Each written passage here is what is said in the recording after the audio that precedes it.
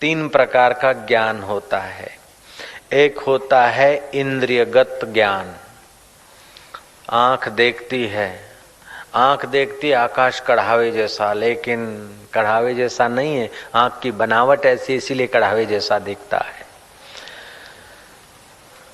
कान सुनते हैं शब्द, लेकिन इसमें बुद्धि लगानी पड़ती। तो इंद्रियगत ज्ञान, इंद्रियगत ज्ञान। फिर दूसरा होता है बुद्धिगत ज्ञान और तीसरा होता है वास्तविक ज्ञान। तो इंद्रियगत ज्ञान और बुद्धिगत ज्ञान के बीच में होता है मनोगत ज्ञान। तो आम आदमी मन के साथ ही जुड़े रहते हैं और अपन लोग सब मन में ही जीते हैं। तो मन का अगर इंद्रियों के तरफ झुकाव है तो जगत सच्चा लगेगा और घड़ी घड़ी में आकर्षण और विकार हमको नचाते रहेंगे। इंद्रियगत ज्ञान का आदर करने से आदमी अल्पमति हो जाता है और बुद्धिगत ज्ञान का आदर करने से आदमी तेजस्वी मति होता है। जो तेजस्वी मति होते होते होते ऊंचाई पर पहुंचता है तो वो परम तेज पुंज स्वरूप अपने शुद्ध बुद्ध अकाल पुरुष के आनंद को पा लेता है। तो इंद्रियगत ज्ञान, बुद्धिगत ज्ञान और वास्तविक ज्ञान। तो वास्तविक ज्ञान जो है वो सत्ता समान रूप से सबके पास ज्यों का त्यों है, लेकिन वास्तविक ज्ञान को पहचानने के लिए बुद्धि को वास्तविक बनना पड़ता है। जयराम जी की। तो बुद्धि को वास्तविक बनने के लिए बुद्धि से अवास्तविक कर्म थोड़े कम करने पड़ते हैं, थोड़ा उसको फ्रेश बनाना पड़ता है। तो इंद्रियगत ज्ञान आकर्षित कर देता है। जैसे बकरे ने हरा घास देख लिया, लपकार मार लिया, अब हमारे मालिक का या किसी का कोई नहीं, खा लिया, तो उसको बोलते पशु है। पशु को क्या पता। तो जो इंद्रियगत ज्ञान का अधिक आदर करता है उसकी मति अल्प होती है, पाशवी जीवन जीना पड़ता है उसको। मानो हम इंद्रियगत ज्ञान में जीते, रास्ते से आ रहे हैं, हमने चाट देखी, गाड़ी रोक दी, चाट खा ली, लेकिन बुद्धि का उपयोग करा तो कि अभी चाट कैसे खाएंगे, भोजन किया है, 3.5 घंटे बीते नहीं है और चाट में न जाने क्या क्या चीज है, इससे हमारा स्वास्थ्य बिगड़ेगा, अच्छा नहीं लगेगा। तो बुद्धिगत ज्ञान का आदर करने से परिणाम का विचार होता है और इंद्रियोगत ज्ञान का आदर करने से स्वाद का आकर्षण होता है। जब इंद्रियगत ज्ञान के आदर में मन लपक पड़ता है तो आदमी का मन इंद्रियों के साथ जड़ पदार्थों के तरफ भागना शुरू करता है और बुद्धि का आदर न होने से, बुद्धिगत ज्ञान का आदर न होने से मन और इंद्रियां एक तरफी हो जाती और बुद्धि को आध्यात्मिक कोई नियम न होने से, कोई स्वस्थता या सत्संग आदि का या कोई जप तप आदि का प्रभाव न होने से फिर बुद्धि भी उनके पीछे पीछे भागती फिरती है। तो इससे फिर जीवन अधोगति के तरफ चला जाता है। जब मशीन को काम दिया जाता है और इंसान को ज्ञान दिया जाता है और ज्ञान के साथ भी एक ऐहिक ज्ञान होता है, दूसरा अलौकिक ज्ञान होता है और तीसरा ब्रह्म ज्ञान होता है। तो ब्रह्म ज्ञान के पुजारियों को अथवा ब्रह्म ज्ञान के पिपासुओं को ऐहिक ज्ञान और अलौकिक ज्ञान ये जहां से आता है वह है वास्तविक ज्ञान। उस वास्तविक ज्ञान का जितना आदर होगा उतना ही उनकी बुद्धि उधर के लिए समय लगाएगी और उतना ही उसके इंद्रियों पर और मन पर बुद्धि का अधिकार जमता जाएगा। ज्यों-ज्यों मन और बुद्धि का अधिकार जमता जाएगा, ज्यों-ज्यों इंद्रियों पर और मन पर बुद्धि का अधिकार जमता जाएगा, त्यों-त्यों बुद्धि रित्य के करीब चली जाएगी। रित माना सत्य, और सत्य के करीब जाते ही बुद्धि को सत्य स्वरूप अकाल पुरुष का, परब्रह्म परमात्मा का साक्षात्कार होगा। तब वह बुद्धि ऋतंभरा प्रज्ञा कही जाती है। गीता में कहा तस्य प्रज्ञा प्रतिष्ठिता, उसकी प्रज्ञा प्रतिष्ठित हो गई। हम थोड़ी देर के लिए ये खा लिया, जरा सा मजा आया, लेकिन परिणाम में क्या बीमारी होगी, मन कितना चंचल होगा, ये नहीं सोचा तो आगे चल के बहुत दुख भोगना पड़ेगा।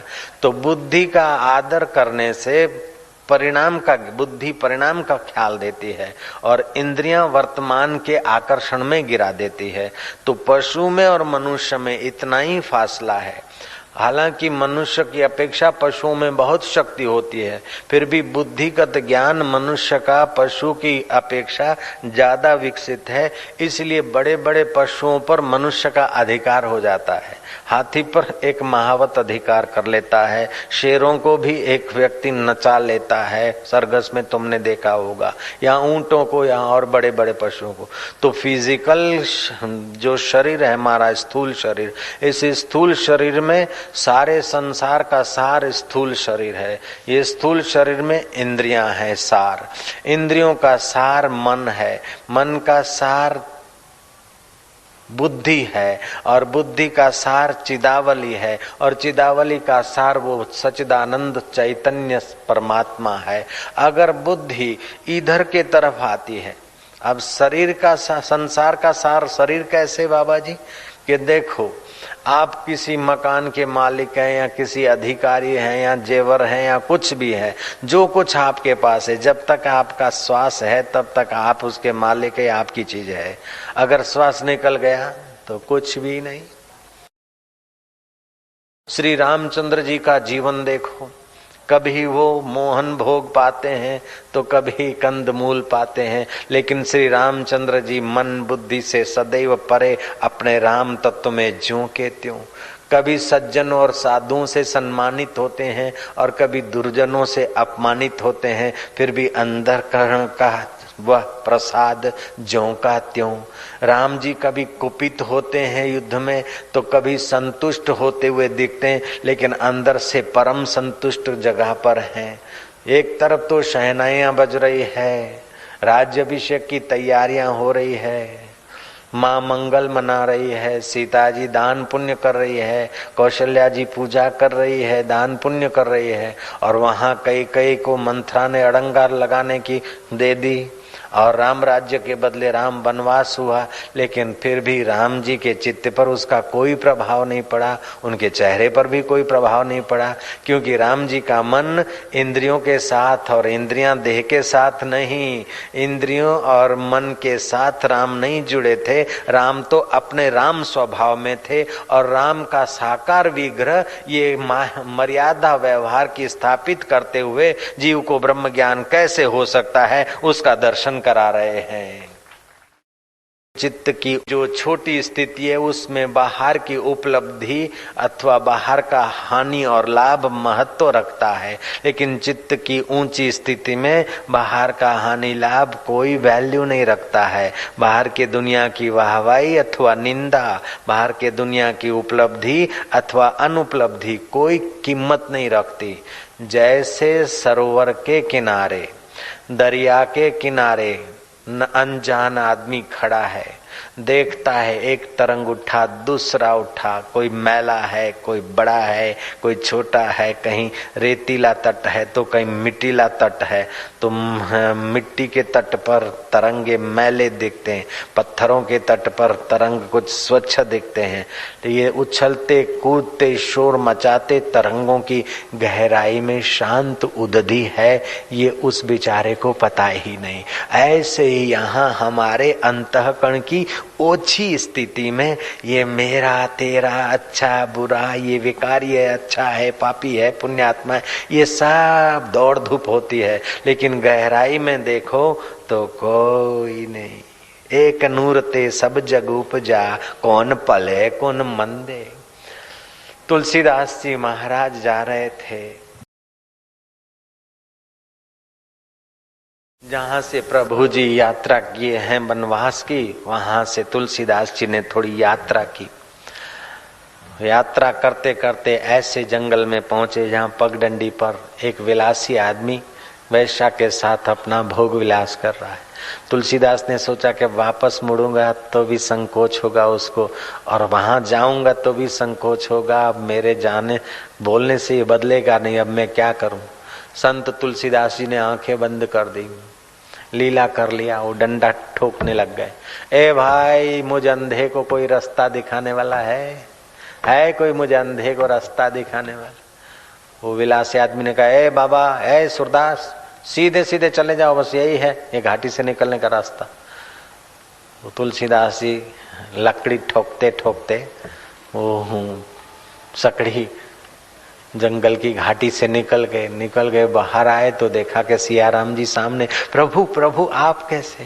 बोले सज्जनों में तो सब कोई मुझे देखता है, लेकिन दुर्जन की गहराई में भी जो मुझे देखता है उसको देखने के लिए मैं बिना बुलाए आ जाता हूँ। अब समाज का सामाजिक दोष कहो, व्यक्ति का व्यक्तिगत दोष कहो, व्यक्ति जैसा अपने को अपने रहना सहना चाहता है, अपने को जैसा अच्छा लगता है, ऐसे लोगों को वो अच्छा मानता है और दूसरे लोगों को बुरा मानता है। तो ये किसी से राग होगा और किसी से द्वेष होगा, तरंगों में ही जीवन खप जाएगा। जय राम जी की। मुंडे मुंडे मतिर भिन्ना, सब अपने अपने प्रारब्ध से आते हैं। कोई सीधा नरक से आया है तो कोई सीधा स्वर्ग से आया है। एक ही पिता के 4 बच्चे एक जैसे नहीं होते, कोई दुर्योधन जैसा होता है तो कोई अर्जुन जैसा भी होता है।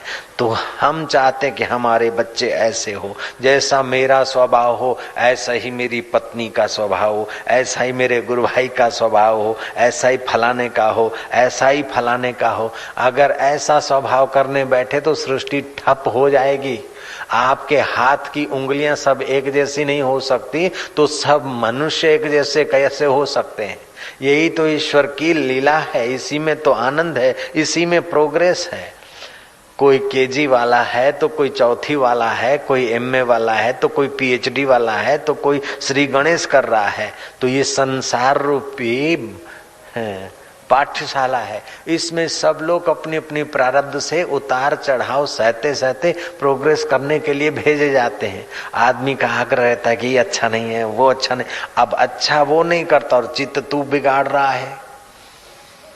योगी ये सब जानते हैं तो अंदर से योगी संतुष्ट होते और बाहर से ऊपर से राम जी कभी रोष भी कर लेते हैं और कभी संतुष्ट भी हो जाते, लेकिन गहराई में राम अपने में ही रम रहे हैं और हम लोग विकारों में उलझ जाते हैं। जय राम जी बोलना पड़ेगा।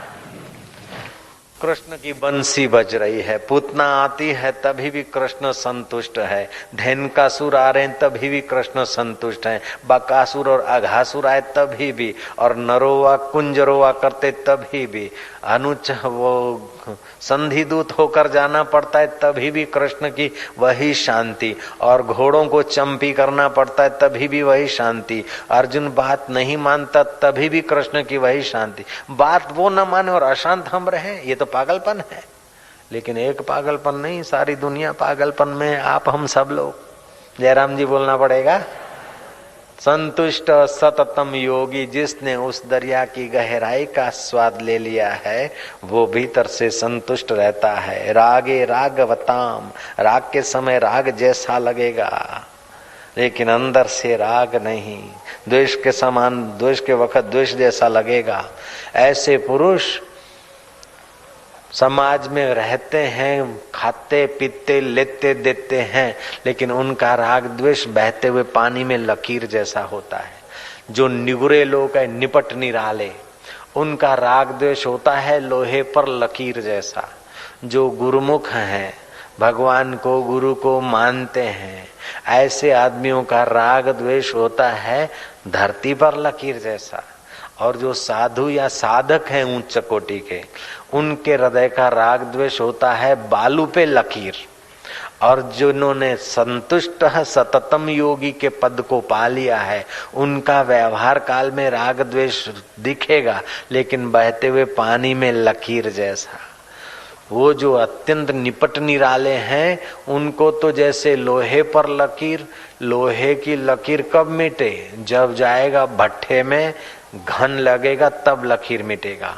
मृत्यु की घन लगता है तब आदमी राग द्वेष भूलता है, नहीं तो 20 साल हो गए बदला लिए बिना आदमी मरने के बाद सांप होके भी बदला लेते हैं। जयराम जी के ऐसे होते निपट निराले, ऐसे भी कई केस आपने हमने देखे सुने होंगे। तो वो एकदम 4th क्लास होते हैं। बाकी के जो लोग होते हैं, थोड़ा समय गया, दिवाली आई, किसी ने जो भूल कर दी, राग द्वेष है, लेकिन किसी निमित्त से किसी ने मिला दिया, समझौता कर दिया, चलो हाथ मिला दिया, मिठाई खा ले यार, जो हो गया भूल गया यार, तू बंदे भूल, तू बंदे भूल, ले खा लो मिठाई, बोले सोनिया सत श्री अकाल, भूल गए बंदे सदे, ठीक हो गया। तीसरे वो बंदे होते हैं कि किसी ने मिलाया जुलाया नहीं, लेकिन समय बीत गया। समय बीतने पर, जैसे थोड़ा समय बीतने पर बालू पर हवा चलती है ना, तो बालू की लकीर भर जाती है। थोड़ा समय गया, अच्छा छोड़ो यार, जो करेगा अपना क्या, हो गया हो गया, वो भी आखिर बंदा है, वो भी साधु है। असाधु साधु साधु में भी होता है, लेकिन उदार हृदय के साधु होते हैं कि चलो यार, चलो गुरु भाई, जो हो गया यार, चलो। कभी कभी तो साधुओं की बोली बड़ी अटपटी होती है। कभी कभी लड़ते और शाम को फिर उसी जगह मिलकर भोजन खाएंगे। तो ये बालू पे लकीर जैसा है। लेकिन ब्रह्मवेता जो है वो तो बहते पानी में लकीर जैसा। राग दिखेगा, अनुकूलता में प्रतिकूलता में उनके चित्त की स्थिति अथवा उनका हाव भाव दिखेगा। लेकिन जैसे पानी में आपने लकीर पकड़ी है, उंगली पकड़ी है, तो दिख रही है लकीर, लेकिन दिखते दिखते ही मिट रही है। इतना शुद्ध चित्त हो जाता है। समझ, ऐसे पुरुष सतत संतुष्ट रहते हैं। संतुष्ट सततम योगी ही। यत आत्मा जो यत्नशील है, प्रयत्नशील है, अपने हृदय को नहीं बिगाड़ना चाहते। राग से भी हृदय बिगड़ता है और द्वेष से भी हृदय बिगड़ता है। हम लोग भजन तो करते हैं, लेकिन अपने हृदय की रक्षा करने का ख्याल अगर नहीं करते न, तो भजन 25 साल करते रहो, इतना फायदा नहीं होता जितना होना चाहिए। अगर हृदय की रक्षा करके हम भजन करते तो 25 महीने का भजन भी बहुत चमत्कार कर देता है, 25 हफ्ता का भजन भी बहुत चमत्कार कर देता है। आप बुरा न मानो तो मैं खुदा की कसम खा के बोलता हूँ कि 25 दिन का भजन भी बहुत चमत्कार कर देता है। ऐसे भी प्रयोग है। रक्षताम रक्षताम कोशानाम अपि हृदय कोशम। हृदय कोश की रक्षा करो। आदमी कपड़े को तो संभालता है, रुपए को तो संभालता है, कुटिया को तो संभालता है, तुम्बा को तो संभालता है, लेकिन ये हृदय रूपी तुम्बा को संभाले तो बेड़ा पार हो जाए। नारायण बोलो ना तुम लोग, नारायण नारायण। नर नारी में जो चमचम चमक रहा है, जो हृदय की धड़कनें चला रहा है, उस परमेश्वर का नाम है नारायण। तो जो भी काम हम करें उस नारायण की स्मृति वाला करें, इससे हृदय हमारा स्वच्छ होगा और बुद्धि पुष्ट होगी। तो दूसरी बात भगवान कहते कि एक पहली बात है संतुष्ट सततम योगी। योगी ही सतत संतुष्ट रह सकता है, भोग में सतत सुख देने की शक्ति नहीं। ये बात समझ लेना चाहिए। जिस दिन ये बात ठीक से समझ में आ गई कि दुनिया की सब चीजें एक व्यक्ति को दे दी जाए, फिर भी पूर्ण संतुष्ट नहीं होगा। अगर पूर्ण संतुष्ट जैसा दिखता है, बोलता मैं पूर्ण संतुष्ट हूं, तो या तो बेचारा वो बेवकूफ है या तो धोखा देता है। दुनिया की सब चीज एक व्यक्ति को दे दे, सारी सत्ता एक व्यक्ति को दे दी जाए, सारा सौंदर्य एक व्यक्ति के पास आ जाए, फिर भी प्रकृति पूर्ण नहीं, तो प्रकृति की चीजें पाकर पूर्ण सुखी कौन हो सकता है। संतुष्ट सततम योगी ही। यतात्मा दृढ़ निश्चया। योगी कैसा कि जो यत्नशील है और दृढ़ निश्चय है।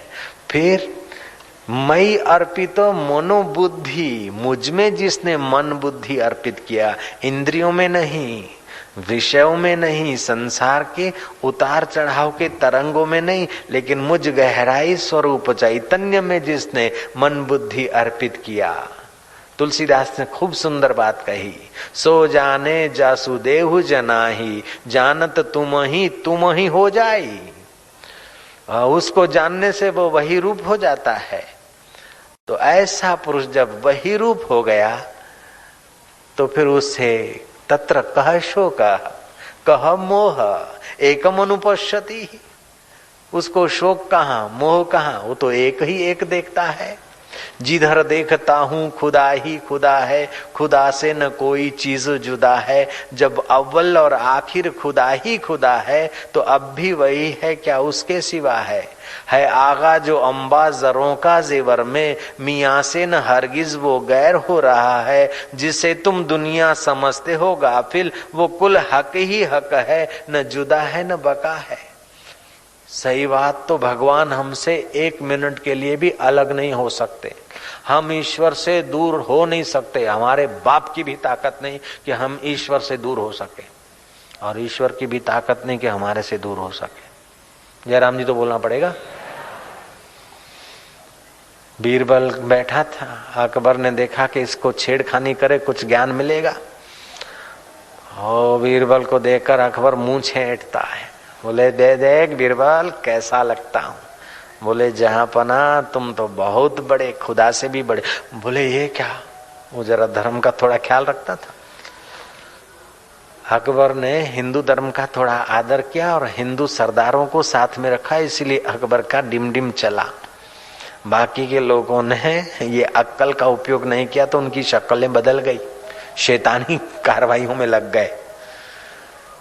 तो बीरबल ने कहा कि हजूर आप तो खुदा से भी बड़े। बोले ये क्या बदतमीजी, मैं खुदा से बड़े कैसे? बोले क्यों नहीं हजूर, खुदा अपने राज्य में से किसी को निकाल नहीं सकते, आप तो निकाल सकते। खुदा अपने राज्य में से किसी को नहीं निकाल सकता, जैसे आकाश आपको किसी को नहीं निकाल सकता, आप अपने में से आकाश को नहीं निकाल सकते, और आकाश अपने में से तुमको नहीं निकाल सकता है। और दूसरी बात कि हजूर आप अभी दिखे और बाद में छुप सकते, लेकिन एक बार जो रब दिख जाता है, वो राम दिख जाता है, फिर राम की ताकत नहीं कि छुप सके। एक बार राम दिख जाए, अनुभव में आ जाए, एक बार ज्ञान हो जाए, उसका अज्ञान नहीं होता है। ये अलार्म छोटी सी घड़ी है सफेद, ये आपने देख ली, इसका आपको ज्ञान हो गया।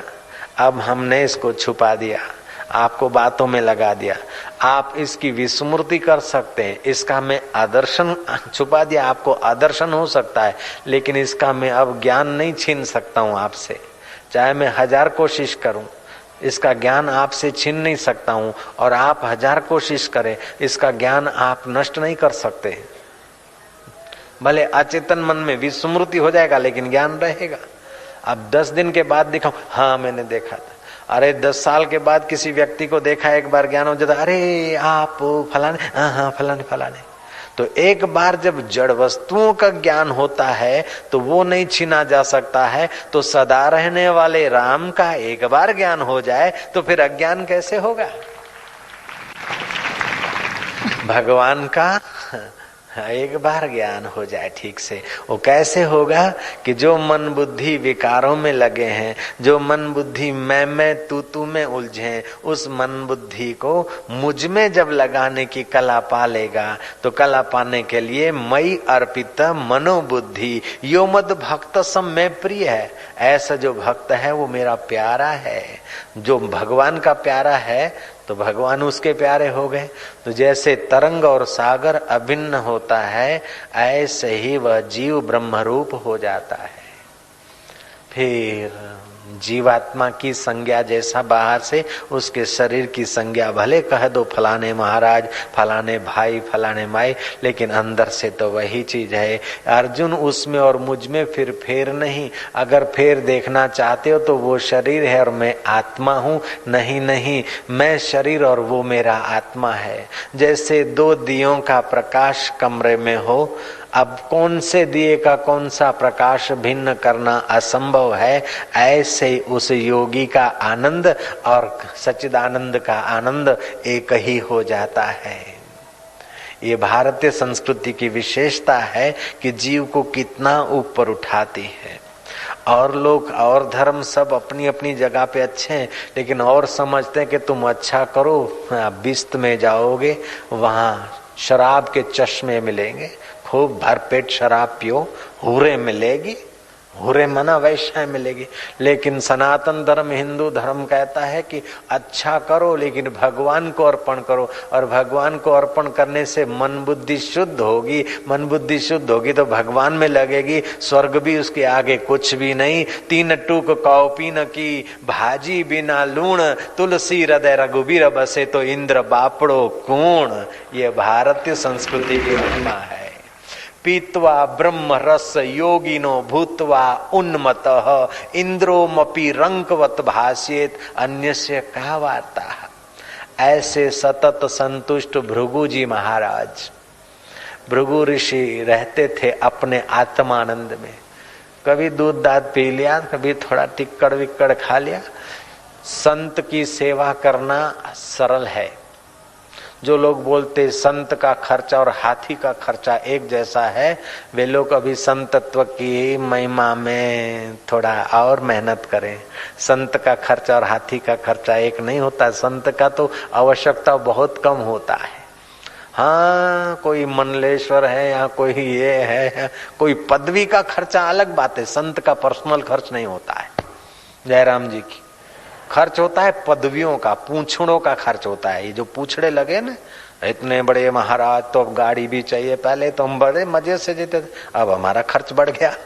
जयराम जी की पैदल आवे तो यहाँ तक पहुंचना भी मुश्किल हो जाए, लोग पैर छुएंगे, गाड़ी आ गई रखनी पड़ी, जरा ये आडंबर करना पड़ा। नहीं तो पहले तो ऐसे वैसे अब ना चल जाता है।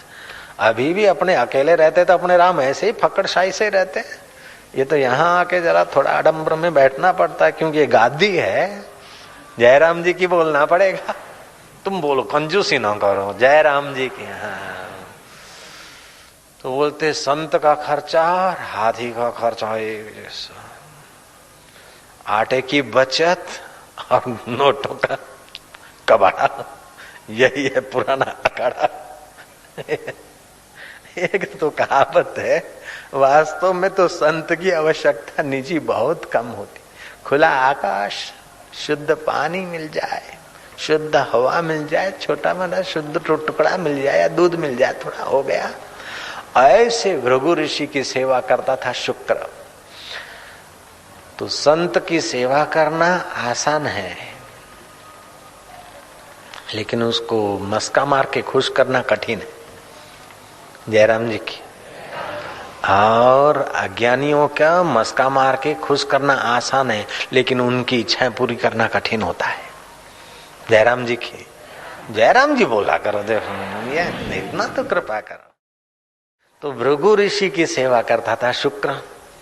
शुक्र सेवा करता था, तो सेवा करते करते जिसका आप आदर से चिंतन करते, उसका गुण थोड़ा बहुत अनजाने में भी आ जाएगा। दोष भी अगर किसी का चिंतन द्वेष से करते हो, मन बुद्धि जिधर भी लगाओगे तो उसमें जो भी होगा वो ले आएंगे। तुम्हारे मन बुद्धि में ये शक्ति, तुम जिधर भी लगाओगे, सिनेमा में लगाओगे ना, और कुछ नहीं, तुम केवल थिएटर में जाओ तो वहां गाना गाने का विचार आ जाएगा। गाना नहीं जानते तो कलर ठीक करने का भाव आ जाएगा, क्योंकि वहां ऐसे ही लोग जाते हैं। और नहीं तो गाना भी नहीं जानते, कलर वालर भी नहीं, तो फिर कम से कम ये चालू कर दोगे, क्योंकि वो थिएटर का प्रभाव है, भूमि का प्रभाव है। तो जब जड़ भूमि का इतना प्रभाव है, गए दिन किसी चर्च का यूरोप में उद्घाटन हुआ और प्रार्थना के बाद सब लोगों का मन बढ़ा असंतुष्ट, अशांति, मार काट के विचार। रिसर्च किया गया कि मार काट के विचार क्यों आए सबको। बोले 50 साल पहले यहाँ कसाई खाना था, मारकाट होती थी, तो अभी भी सबको मारकाट के विचार आ रहे हैं। तो जब जड़ जगह भी अपना प्रभाव देती है, तो जिसका चिंतन करेगा उसका प्रभाव आएगा, जिसकी सेवा करेगा उसका गुण आएगा। तो भृगु ऋषि की सेवा करते थे उनके सेवक शुक्र। तो फिर दूध दे दिया, भाई वो जरा झाड़ू माड़ू मार दिया, गुरु महाराज बैठ गए समाधि में। अब चेला महाराज क्या करे, चलो अपने भी जरा फूंको, प्राणायाम खींचो।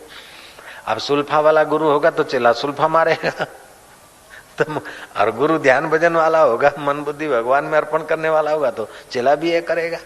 तो ऐसा करते करते शुक्र को कुंडलनी शक्ति जागृत हो गई। ये मैंने साधना की और इसकी सच्चाई का मैंने अनुभव किया है। मैं केवल पढ़कर आपके आगे अर्ज नहीं कर रहा हूँ। मैंने कई योगियों का सानिध्य लिया और हमारे गुरुजी के और दूसरे महापुरुषों के संपर्क में मैंने इसकी सच्चाई जानी है। अभी भी है, योग की सच्चाई महत्व रखती है। और अभी भी वो चित्त शक्ति, कुंडलिनी शक्ति जग जाए तो ध्यान करना नहीं पड़ता है, होने लगता है। और आपकी नस नाड़ियां ऑटोमेटिक शुद्ध होने लगेगी। आपको किस वक्त कौन से आसन की जरूरत है वो आप ध्यान में बैठेंगे, ऑटोमेटिक ध्यान में आसन शुरू हो जाएंगे, एक्शन से शुरू हो जाएगी। ये बिल्कुल पक्की बात है, सच्ची बात है, अनुभव की बात है।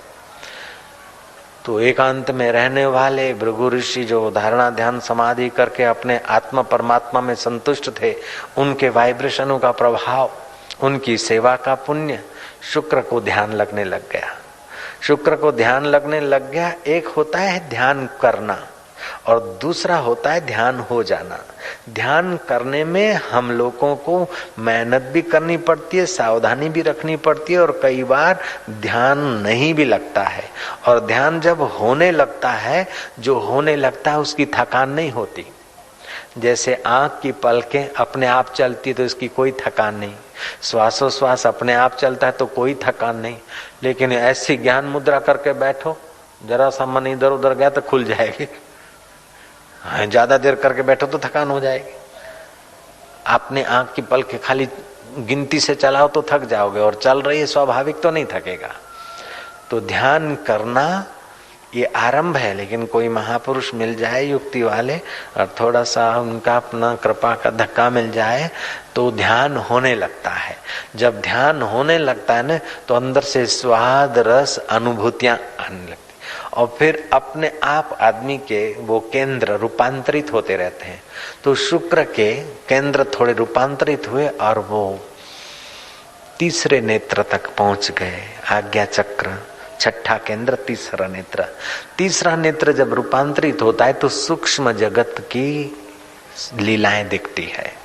जयराम जी बोलना पड़ेगा। तो शुक्र को वो लीला दिखी, सूक्ष्म जगत देखा। तो एक बार सूक्ष्म जगत में उसने देखा कि विश्वाची नाम की बड़ी सुंदर अप्सरा आई। तो शुक्र पूरा आत्म परमात्मा में मन लीन नहीं था और संसार में भी नहीं था, बीच में झोंके खाता था। न एकदम मूढ़ था, पामर था, इंद्रियों का गुलाम, और न पूरा मन बुद्धि भगवान में, बीच में झोंके खाता था। तो खतरा बीच वाले को होता है, जो धरती पे पड़ा है उसको भी नहीं, जो गुरुत्व आकर्षण नियम के बाहर चला गया उसको भी खतरा नहीं। खतरा तो बीच वाले को ही होता है। महंगाई का खतरा भी बीच वाले को ही होता है बेचारे को।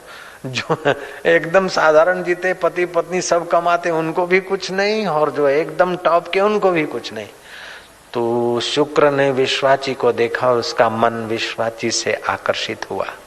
तो शुक्र, भृगु का शिष्य शुक्र, अपना ये फिजिकल बॉडी, ये स्थूल शरीर छोड़कर मनः शरीर से उसके पीछे गया। आप घड़ी भर ध्यान से बैठे बैठे सुनना इसको। उसके पीछे गया तो विश्वाची का तो स्वर्ग का रास्ता देखा था, फटाक से पहुंच गई।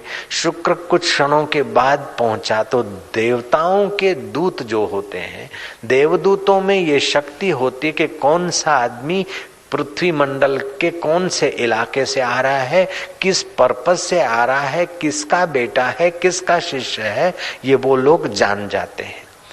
देवदूत ने जाकर इंद्र को बताया कि भगवान भृगु का शिष्य शुक्र विश्वासी अप्सरा का सौंदर्य देखकर काम वासना से विमोहित होकर स्वर्ग में आ रहा है, क्या आज्ञा है देवेंद्र। देवेंद्र ने कहा, अभी भले वो पतित भाव से आ रहा है, लेकिन फिर भी ब्रह्मज्ञानी की सेवा क्या है, जिसका मन सदा आत्मा परमात्मा में संतुष्ट है, ऐसे महापुरुष का सेवक है, उसको आदर सहित ले आओ। शुक्र को आदर सहित स्वर्ग में लाया गया। इंद्र अपने स्वर्ग के आसन से उतरे हैं और उसको शुक्र को बिठाकर अर्घ्यपाद से इंद्र ने शुक्र का स्वागत किया है। और बाद में अनुचरों को कहा है कि विश्वाची नंदनवन में विचरण करती होगी, इनसे इनको मिला दो। शुक्र विश्वाची से मिले और जितना पुण्य प्रभाव था वर्षों तक वहां स्वर्ग में रहे। बाद में पुण्य क्षीण हुए, धकेले गए, गिराए गए। वो किसी राजा की कन्या हुई और ये किसी ब्राह्मण के पुत्र हुए। स्वयंवर रचा गया और अगले जन्म का आकर्षण ने और कर्मानुबंध ने फिर वैजंती माला पहरा दी और वो ब्राह्मण कुमार राजा का जमआई बन गया। कुछ समय बीतने पर राजा को वैराग्य हुआ कि आखिर खा खा के कितना, भोग भोग के कितना और तखत पर कितना, ये सब मेरे को छोड़ जाए, उसके पहले इन भोगों को छोड़कर मैं क्यों न भगवान का भजन करूं। जमाई को राज्य देकर राजा जंगल में गया और समय पाकर जमाई भी बूढ़ा हुआ शुक्र। तब उसको वैराग्य हुआ कि अरे संसार के भोगों में कोई संतोष नहीं। जुआनी में तो लगा कि आहा मजा ले रहे, लेकिन अब तो देखो शिथिलता आ गई। Young person says life is full of joy, but wise person says life is full of sorrow. जवान समझते जिंदगी मजा की लेने के लिए, लेकिन बूढ़े बुजुर्गों से पूछो कि ऐसा कोई इंद्रियों का भोग नहीं जो भोक्ता को जड़ता, पराधीनता में धकेल न दे। लेकिन आत्मा का सुख ऐसा है कि स्वतंत्र सुख है, जड़ता दूर करता है। इस प्रकार शुक्र ने कई जन्म पाए। अंत में भृगु ऋषि को जब पता चला और भृगु ऋषि की महासमाधि में से, वर्षों की समाधि से, 36,000 वर्ष के, कितने हजार वर्ष की समाधि से जब भृगु ऋषि उतरे तो उन्होंने देखा कि मेरा सेवक कहाँ गया। कुपित हुए तो काल साकार होकर आया। उसने कहा मैंने तुम्हारे बेटे को नहीं मारा, तुम्हारे सेवक को, ये अपनी वासना से मरा है। जय राम जी की। इसलिए भगवान कहते हैं कि संतुष्ट सततम योगी यतात्मा दृढ़ निश्चया मयि अर्पित मनोबुद्धि यो मद भक्त सम्य प्रिय। मुझ में मन बुद्धि को अर्पित करो। शुक्र को वैराग्य हुआ और फिर वो दूसरे मरा तो दूसरे जन्म में किसी ब्राह्मण के घर जन्म हुआ और वैराग्य के बल से ध्यान भजन करा और बड़ा गुरु हुआ। गुरु तो हुआ लेकिन अभी तक भगवान में मन बुद्धि अर्पित नहीं हुआ। दान दक्षिणा चेला चाटी में। फिर मरा तो फिर दूसरा जन्म लिया, घीवर का लिया, फिर कभी हाथी का लिया। ऐसे करते करते कई जन्म लिए। आखिरी में वो गंगा किनारे तप करने के लिए बैठा। उस समय भृगु ऋषि जागे और भृगु ऋषि ने काल को श्राप देने की जब ठानी तो काल ने बताया कि इस समय गंगा किनारे है, मैंने उसको नहीं मारा, घूमता घूमता वहां पहुंचा है। तो काल देवता और भृगु ऋषि आए और शुक्र को वहां जगाया और शुक्र को थोड़ी सी मदद दी और वही शुक्र आगे चलकर दैत्यों के गुरु भी हुए और चिरंजीवी भी हुए, संजीवनी विद्या भी सीखे। कहने का तात्पर्य है कि जीव में ऐसी अद्भुत शक्ति है कि वो चाहे तो अपने ईश्वरत्व का अनुभव कर सकता है, चाहे तो स्वर्ग का भोग भोग कर फिर गिर सकता है, चाहे तो यहाँ के भोग भोग के फिर मरे, चाहे तो यहाँ के भोगों से चित्त को उपराम करके मन बुद्धि को अमर आत्मा में मिलाकर इसी जन्म में ब्रह्म ज्ञान पाकर मुक्त हो जाए। इसके हाथ की बात। आपकी दृढ़ता कहाँ है? आपका मन बुद्धि कहाँ है? अगर इधर उधर है तो भगवान को प्रार्थना करो, अगर भगवान में है तो भगवान को कहो कि और तुझी में लग जाए, अगर नहीं है तो कहो कि नाथ नहीं लगता है, मैं जैसा तैसा हूँ तेरा हूँ। अब मेरा मन बुद्धि संसार के खान पान में तो कई युगों से भटकते आए। कितना भी मैंने शरीर को खिलाया, अंत में इसको जलाना, कितना भी इन आंखों को दिखाया, अंत में जलाना, कितना भी नाक को सूंघाया, अंत में संतोष नहीं, कितना भी कान को फिल्म के गीत सुनवाए फिर भी संतोष नहीं। हे प्रभु, संतोष तो मुझे तेरे ही दीदार से होगा। इसलिए हे भगवान, अब तू ही मेरा मन बुद्धि तुझी में लगा दे। मेरे इष्ट देव, मेरे रब, सच्चा हृदय से अगर प्रार्थना होती है तो काम तुरंत होता है। अगर सच्चे हृदय से नहीं भी होती है तो झूठ मूठ भी दुराया हुआ एक दिन सच्चा हो जाता है। नारायण बोलो, नारायण नारायण नारायण नारायण नारायण। ऐसी कृपा कर दे कि हे प्रभु मेरा मन बुद्धि तुझ में लग जाए। वास्तव में देखा जाए तो मन बुद्धि परमात्मा की सत्ता से स्फुरित होता है और परमात्मा की चेतना में ही घूमता है, लेकिन ये परमात्मा की माया का आकर्षण में मन बुद्धि इतना उलझा है कि जो करना चाहिए वो काम रह जाता है और जो नहीं करना चाहिए वहीं घूमता फिरता है। कभी कभी ध्यान में बैठे तो एक प्रयोग करें कि अपने इष्ट देव को सामने रखें, आंखें ऊपर न करनी पड़े नीचे न करनी पड़े, एक तान 5 मिनट तक आंख का तारा न हिले, ऐसे देखते रहो। फिर मनो मन प्रार्थना करो कि अब मन बुद्धि कहीं भी जाए तू ही संभालना, हम तो अब तेरे हो गए। निर्भर होते जाओगे, सरलता बनती जाएगी।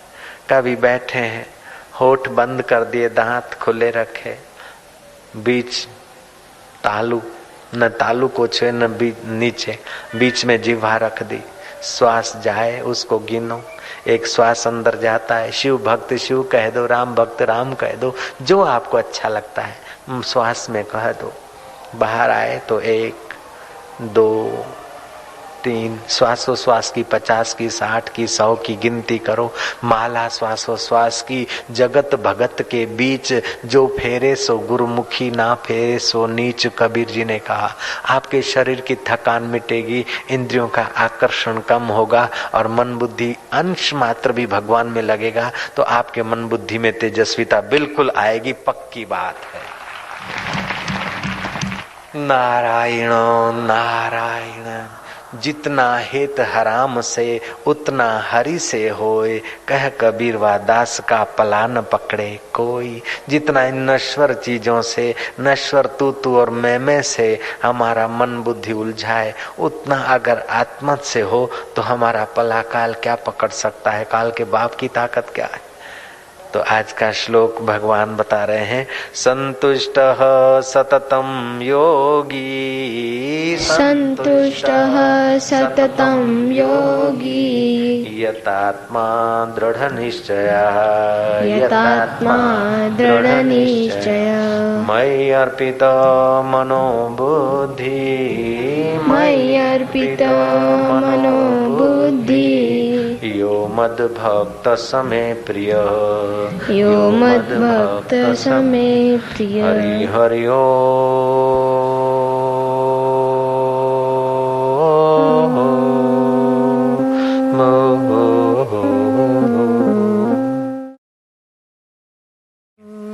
इंद्रियों का स्वामी मन है, मन का स्वामी प्राण है। प्राण जितने सूक्ष्म होते हैं उतना तुम्हारा प्रभाव बढ़ जाएगा। 12 उंगल श्वास चलता है, अगर प्राणायाम की रीत का पता चल जाए, 11 उंगल की रिधम पे आ जाए तो पटुता की सिद्धि तुम्हारे चरणों में हाजिर हो जाती है। निष्कामता की सिद्धि तुम्हारे चित्त में अपने आप चमकने लगती है। 2 उंगल श्वास नियंत्रित हो जाए तो सरलता, पटुता और चित्त के प्रसाद का कुछ अनुभव होने लगेगा। 3 उंगल श्वास की रिधम कम हो जाए तो कवित्व शक्ति खिलने लगती है। तुम अभी गहरा श्वास लो और सच्चे हृदय से भगवान में मन बुद्धि अर्पित हो, ऐसी प्रार्थना कर लो। बस उस प्यारे को धन्यवाद दो कि हमें उसने श्रद्धा दी, सनातन धर्म में जन्म दिया और अपने स्वरूप का दान दे, ऐसी मति और हमारी गति कर दे। प्रभु तेरी जय हो। मारा वालुड़ा, हे मेरे महाकाल, हे काल के काल अकाल पुरुष, हे आत्मदेव, हे कल्याण स्वरूप, हे शिव स्वरूप, हे आद्य शक्ति जगदम्बा स्वरूप, हे चैतन्य स्वरूप, रोम रोम में रमने वाले मेरे राम, हे कर्षति आकर्षति कृष्ण, हम जैसे तैसे हैं तेरे ही हैं, क्योंकि तुझी से हमारा मन बुद्धि स्फुरित होता है। अब तुझी में अर्पित कर रहे हैं, हम न भी कर सके तो तू मोड़ लेना मेरे मधुर प्रभु। हरि हरि ओ।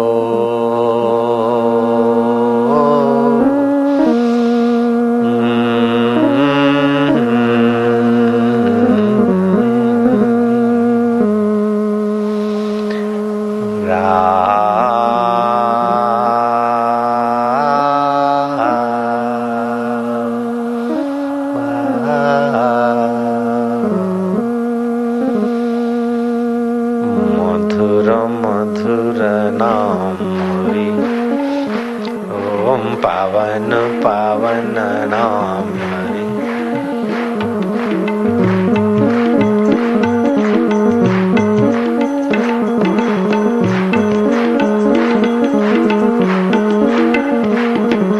साधक का सहारा नाम हरि हरि ओम, भक्तों का प्यारा नाम हरि हरि ओम, गौरंग बोले प्यारा नाम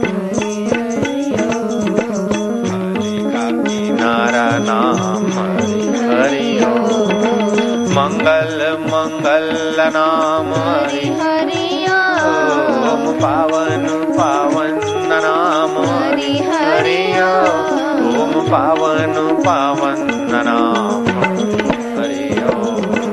मंगल मंगल नाम हरि हरि ओम।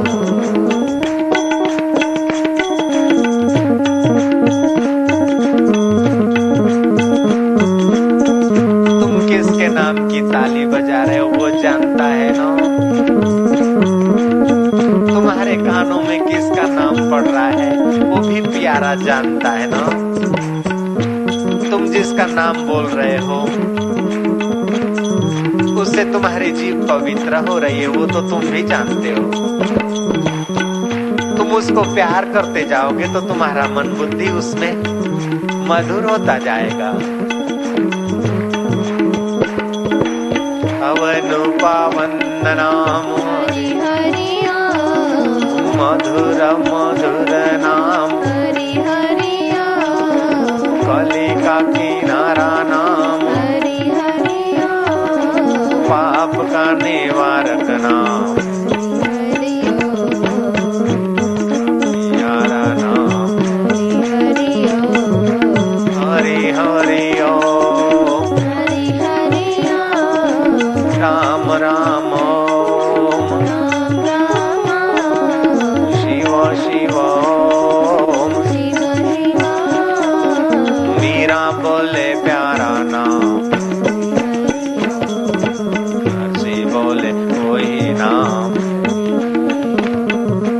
गौरंग का सहारा नाम हरि हरि ओम, कली का किनारा नाम हरि हरि ओम। पावन पावन नाम हरि ओम, मधुर मधुर नाम हरि ओम। दिलों का दुलारा नाम हरि हरि ओम, कली का किनारा नाम हरि हरि ओम। पावन पावन नाम ओम, मधुर मधुर नाम हरि हरि हरि हरि ओम, हरि ओम, हरि हरि ओम। हरि ओम, प्रेम से बोलो प्यारा नाम हरि हरि ओम, दिल से बोलो दुल्हारा नाम हरि हरि ओम। कली का किनारा नाम पावन पावन नाम हरि हरि ओम।